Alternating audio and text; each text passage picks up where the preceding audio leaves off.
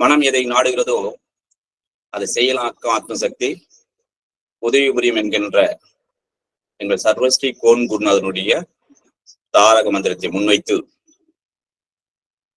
இந்த வகுப்பிலே கலந்து கொண்டிருக்கின்ற வருங்கால நீதிபதிகள், ஏபிபிகள், மாவட்ட நீதிபதிகள் மற்றும் சட்டத்துறையிலே சாதிக்க வேண்டும் என்று இருக்கின்ற உங்கள் அனைவரையும் எங்கள் ஸ்ரீ விக்னேஸ்வரா லா அகாடமி இலவச சட்ட பயிற்சி வகுப்பு சார்பாக உங்களை வருக வருக என வரவேற்று இன்றைய வகுப்பில் BNS 2023 எல்லாருக்கும் தெரியும். இப்ப ஐபிசி, சிஆர்பிசி, எவிடன்ஸ் ஆக்ட் 17/2024 நடைமுறைக்கு வருவதாக அறிவித்துள்ளார்கள்.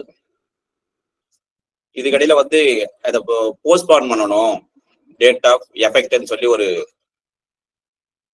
இது ஓடின்னு இருக்கு. அதனால நம்ம அப்புறம் பார்ப்பாது. பட் இப்போ அந்த நடைமுறைக்கு வந்துவிட்டால் இந்த சட்டம் எவ்வாறு செயல்படும், நாம் எவ்வாறு இதை இந்தியன் பீனல் கோட் 1860 என்று இருந்ததை பாரதிய நியாய சன்னிதா 2023 என்று மாற்றம் செய்யப்பட்டுள்ளது. நீங்க பாத்தீங்கன்னா சார் நிறைய பேர் வரோம், சார் இந்த ஐபிசி அப்படியே மாறிட்டான், சட்டமே மாறிட்டா, அதெல்லாம் ஒண்ணுமே இல்லை. எல்லாம் அப்படியே இருக்குது. சட்டங்க பிரிவுகள் தான் மாற்றம் செய்யப்பட்டது. மற்ற அந்த கண்டென்ட் எல்லாம் பாத்தீங்கன்னா எல்லாம் ஒரு மாதிரி தான். அதனால ரொம்ப பயப்பட வேண்டிய அவசியமே இல்லை. அது சித்திரமும் கைப்பழக்கும் செந்தமிழும் நாப்பழக்குன்ற மாதிரி நம்ம ஆஸ் அட்வொகேட் ரிப்பீட்டேஷன் தான். டெய்லி நம்ம பார்த்துட்டு வரும்போது அது நமக்கு ஞாபகம் வந்துடும். இது பழசு அப்புறம் மறந்துடும், புதிய சட்டங்கள் நமக்கு நினைவு இருக்கும். சரி, அந்த வகையில இன்று old criminal major acts versus new criminal major acts பாத்துங்க. இப்போ நீங்க பாருங்க, ஒவ்வொன்றும் கம்பேரிசன் பாத்தீங்கன்னா how the acts are called. Criminal major act 3 இருக்கு. இந்தியன் பீனல் கோட் 1860 எவ்வாறு அழைக்கப்பட வேண்டும் என்றால், இப்போ பாரதிய நியாய சன்னிதா 2023 ஐபிசி, ஓகேவா? இப்போ the code of civil procedure code 1973 இருந்தது. இப்ப என்ன பண்ணாங்க, the பாரதிய நாகரிக் சுரக்ஷா சன்னிதா 2023. அதே போல the இந்தியன் எவிடன்ஸ் ஆக்ட் 1872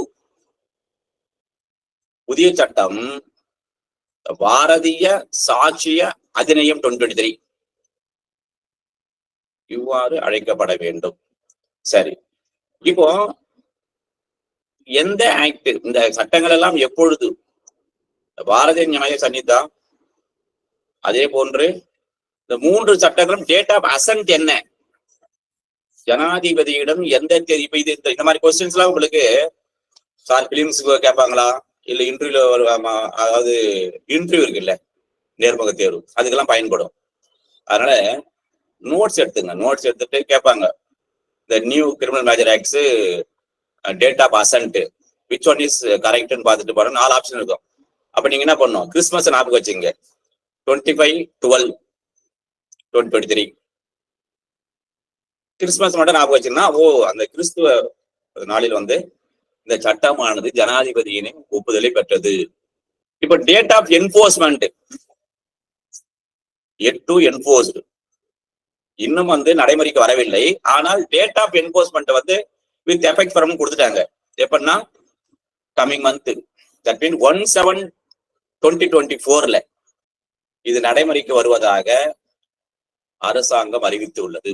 சரி, இப்ப புதிய சட்டமா இருக்கின்ற BNS, BNSS, BSA எத்தனை பிரிவுகள் உள்ளது, எத்தனை பிரிவுகள் ஆட் செய்யப்பட்டுள்ளது, எத்தனை பிரிவுகள் மைனஸ் செய்யப்பட்டுள்ளது அல்லது நீக்கப்பட்டுள்ளது, omitted, added, newly என்றால், இப்போ BNS 358 ஏற்கனவே 511 இருந்தது சார், 511 செக்ஷன் இருந்தது.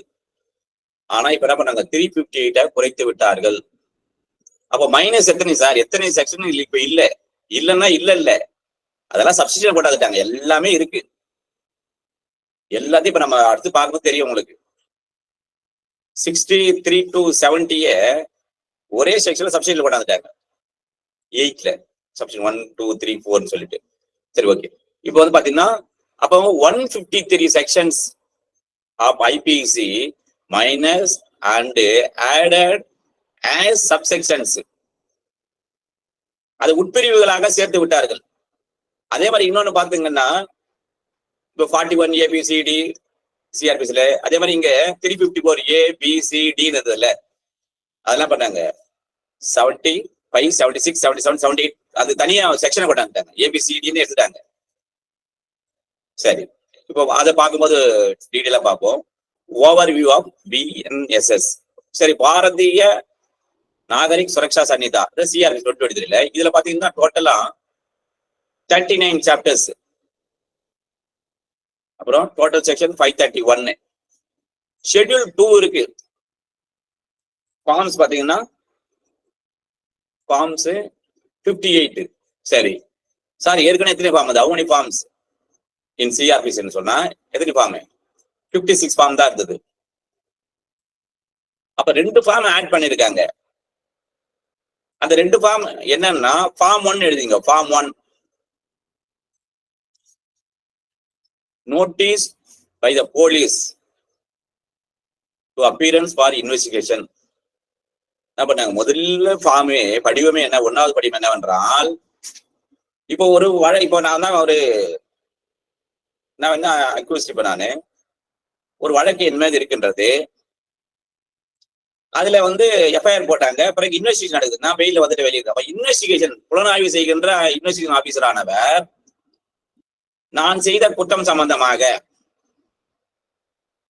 அந்த வழக்கினுடைய புலனாய்வு சம்பந்தமாக என்னை விசாரிக்க வேண்டி இருந்தால் அவர் என்ன பண்ணலாம்?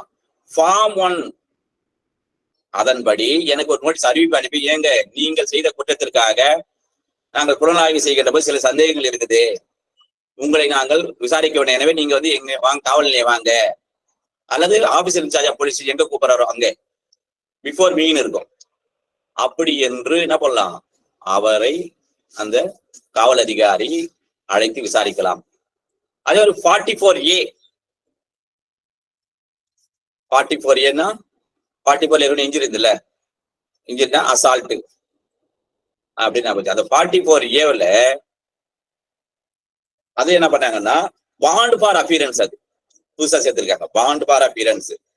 ஐயா கோர நானே போயிட்டு என்ன பண்றேன், சப்போஸ் என்ன பண்றாங்க, சரிங்க இப்ப போலீஸ் வந்துட்டு சரிப்பா உன்னை ரிலீஸ் பண்றேன், பாண்டு கொடுக்குறாங்க. கொடுத்துட்டு ஆனா நீ வந்து என்ன பண்ணுவோம், இப்பொழுது அப்பியர் ஆக வேண்டும், ஒரு பாண்டு எழுதி கொடுத்துட்டு போடி, உன்னை ரிலீஸ் பண்றேன் ஆனா பாண்டு எழுதி கொடுத்துட்டு போ. நான் as and when required by the respondent police I will appear before the officer or whatever it is or wherever, நான் வந்து உங்கள் முன்னால் ஆஜராகிறேன் என்று.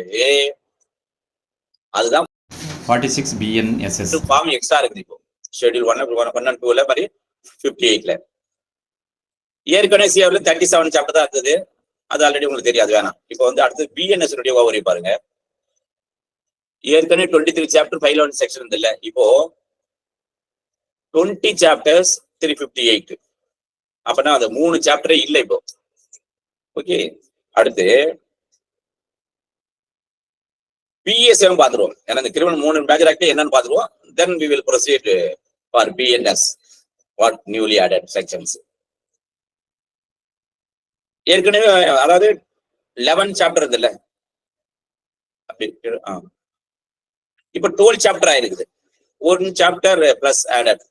அதே மாதிரி 167 செக்ஷன் இருந்தது, இப்போ 170 ஆயிருக்கு. அதே மாதிரி ஏற்கனவே ஷெட்யூல்னு இல்லை, நல்லா பாத்துங்க. எவிடன்ஸ் ஆக்ட்ல 1872ல ஏற்கனவே ஷெட்யூல் இந்த அட்டவணை இருந்தானா இல்ல. ஆனா இப்போ நியூலி இந்த பிஎஸ்ஏல ஷெட்யூல்னு ஆட் பண்ணிக்கிறாங்க. அதுல சர்டிபிகேட் ஏ அண்ட் பின்னு இருக்கு. இது நோட் பண்ணீங்க, இதுவும் பிலிம்ஸ் கொஸ்டின் வரும். Not only for this is judicial exam and also for our practice advice. It is very very useful. Form part A and B the certificate.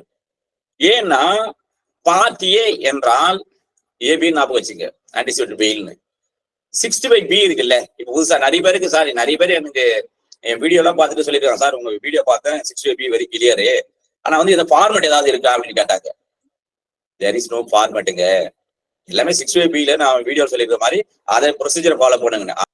There is separate formation for 6A.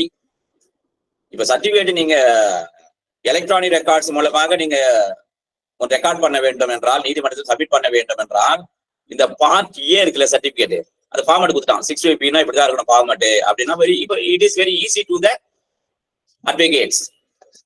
அதே ஒரு பில சொல்றாங்கன்னா இப்ப பியும் very ரொம்ப யூஸ்ஃபுல்லானது.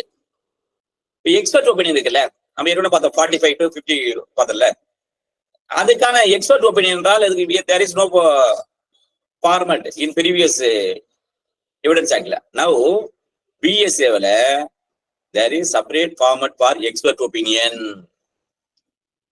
அந்த நிபுணர் இருக்காங்களா, நிபுணருடைய கருத்துரை பற்றி அதற்கான படிவம் கொடுக்கப்பட்டிருக்கின்றது.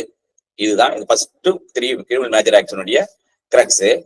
எனவே இவ்வாறாக நீங்கள், அதாவது மெதுவாக செய்கின்ற காரியம் எதுவும் விரைவாக முடியும். சார் இன்னைக்கு என்ன சார் இவ்வளவுதானே அப்படின்னாது, இது மாதிரி இன்னொன்னு செய்யும். அதாவது எப்ப நான் சொன்னா சார் அர்ஜென்ட் நல்லா சீக்கிரம் படிச்சாதான் முன்னேற அப்படின்னு நினைக்காதீங்க. அது எவ்வளவு படிச்சாலும் 134 எவிடன்ஸ் சொல்லணும் அடிக்கடி. அதாவது குவான்டிட்டியா அது குவாலிட்டியானா குவாலிட்டி தான். இவ்வளவு படிச்சேன் ஆனா ஞாபகம் இல்லை. அதை விட கொஞ்சம் கொஞ்சமாக மெதுவா படிச்சு எல்லாத்தையும் நினைவு வைத்துக் கொண்டா தெரியுது. அதாவது பலவற்றை படித்து ஞாபகம் இல்லாத விட சிலவற்றை சிறப்பாக படிப்பது நன்று என்று கூறி, நீங்களும் அவ்வாறே படித்து வருங்காலத்தில் நீதிபதிகளாகவும் ஜேபிபிகளாகவும் டிஸ்ட்ரிக்ட் ஜட்ஜிகளாகவும் வர வேண்டும் என்று எங்கள் ஸ்ரீ விக்னேஸ்வரா லா அகாடமி சார்பாக வாழ்த்துக்களை தெரிவித்து